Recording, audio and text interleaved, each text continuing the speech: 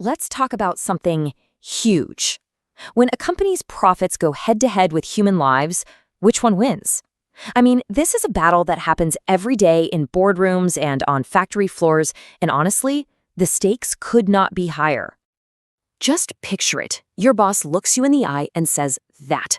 Not because you were late with a report, but because you raised a concern about something that could literally get people killed.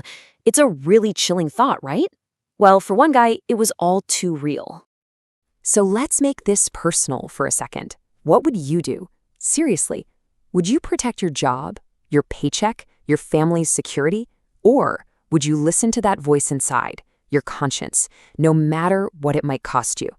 This is the heart of business ethics, and believe me, it is not just some textbook hypothetical. Okay, so let's dive into a true story that really puts a face to this exact, incredibly high-stakes choice. So let's rewind to the late 1960s. I want you to meet Kermit Van Devere. He was a technical writer for a company called B.F. Goodrich, and he was working on a project for a new Air Force fighter jet, the A-7D. His job seemed simple enough. He just had to write up the qualification report for a new aircraft break. Easy, right? Well, there was one pretty major problem. The break was a total failure. I mean, it kept failing test after test after test. But the company was feeling the heat, you know? So Van Devere's bosses gave him a very direct order. Write the report saying the break passed. And when he pushed back, when he said, "What about the pilots?" his boss basically told him to shut up and do what he was told. So it all boiled down to this one impossible choice. Lie and risk the lives of pilots just to keep your job, or tell the truth and probably get fired on the spot. So Van Devere's story, that's about one person's conscience. But what happens when that kind of awful choice becomes a cold, hard, company-wide calculation? Let's look at a case where this exact dilemma became part of a much bigger and, frankly, much colder corporate strategy. And that brings us to one of the most infamous stories in the history of business ethics, the Ford Pinto. Now, Ford knew their super popular little car had a huge design flaw. The fuel tank was in a really bad spot, and in a rear-end collision, it could easily break open and just explode. Now, here's where it gets truly wild. How did Ford respond? Well, they didn't rush to fix it. Instead, they did the math. This is a look at their internal memo, their cost-benefit analysis. It would cost them $11 per car to make the fuel tank safer. But not fixing it, they figured, would cost them about $200,000 for every person they predicted would die. Their decision? It was cheaper to just pay for the lawsuits from the dead and injured people than to actually fix the car. They literally put a price tag on a human life. So you have to wonder, how can any organization, any group of people, look at a life or death decision and justify a calculation like that? Well, it turns out it comes down to two totally different ways of thinking about what's right and what's wrong. Okay, so on one side, you've got consequentialism. This whole idea is that the morality of what you do is all about the results, the consequences. The goal is to do whatever creates the most good for the most people. But then, on the other side, you have non-consequentialism. This view says, whoa, hold on. Some things, like lying or hurting people, they're just wrong, period, no matter what the outcome is. It's all about your moral duties and following the rules. Now, the most famous theory on the consequences side is utilitarianism. You can kind of think of it like a moral calculator. You weigh all the possible good and all the possible bad for everyone involved, and the right choice is simply the one that creates the most overall good in the end. And then, on the duty side, you've got things like Kantian ethics.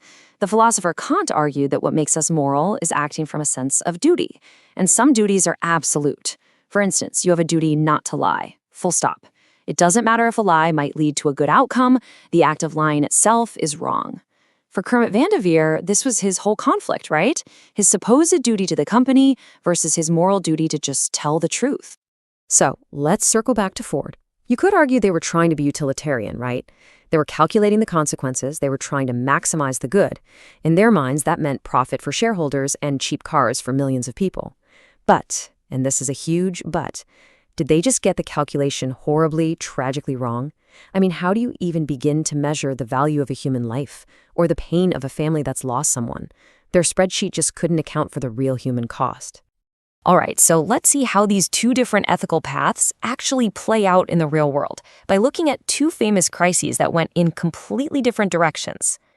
And wow, does this slide lay it all out. On one side, you've got Ford. They focused on the financial consequences, they delayed, and the result was an absolute disaster.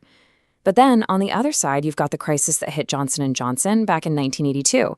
Someone was putting cyanide in Tylenol bottles on store shelves, and people were dying. Now, it wasn't J&J's fault, but they didn't stop to do a cost-benefit analysis. They acted out of a sense of duty to keep the public safe. They immediately pulled 31 million bottles off the shelves, which cost them a fortune. And that action, it cemented public trust and actually created a whole new industry standard for consumer safety. So what was driving Johnson & Johnson? It all came back to their company credo. It's this formal statement of their principles that puts their duty to the public first, above everything else. So it wasn't some calculation they whipped up during the crisis. It was a rule they had already promised to live by. It was a duty-based approach, and it absolutely saved their reputation. Now, it is so easy to sit here and judge these companies from the outside, isn't it? But the truth is, these kinds of ethical pressures, they exist in almost every workplace, maybe even yours. Remember Kermit Mandevere? Well, it turns out his situation is not unique at all. In fact, it's shockingly common. I mean, look at this data. The pressure to just do as you're told, to compromise what you know is right, it's everywhere. And what's really wild is that the pressure actually gets worse the further down the corporate ladder you are. So why does all of this matter to you? Because we're all part of this system. The companies we work for, the stuff we buy, the standards we're willing to accept, all of our choices send a message.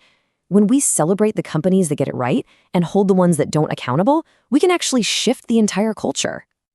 In all of this, it leaves us with this one last, really big question, famously asked by the economist Milton Friedman. Is a company's only real job to make money for its shareholders and just let the market and the law figure out the rest?